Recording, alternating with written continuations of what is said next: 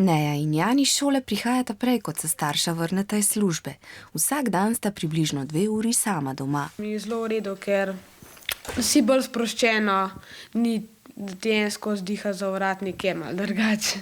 Čeprav staršev ni, se držita pravil, ki veljajo za čas, ko sta sama doma. Je seveda je prepovedano kakršnokoli pretepanje, pa da se sporečeva.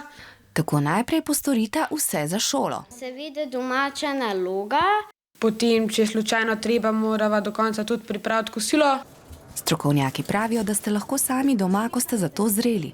To pomeni, da ste zmožni predvideti nevarnost in veste, kako se odzvati. Da na primer veste, kaj storiti v požaru ali če kdo pozvoni pri vratih.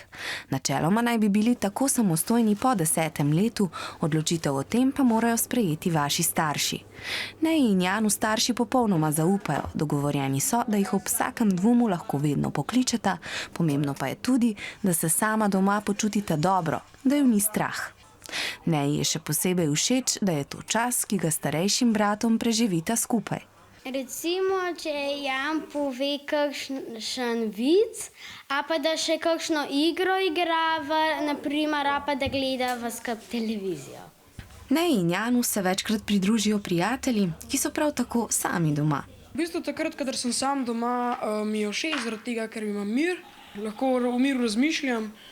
Meni je všeč to, ko lahko izkoristim, da grem igrati igrice ali pa gledam televizijo, pa tudi malo se z bratcem igrava. Sicer pa je, ko ste sami doma, zelo pomembno, da se tako vi kot starši držite pravil, da vi opravite naloge, ki ste si jih zastavili, starši pa se vrnejo ob dogovorjeni uri.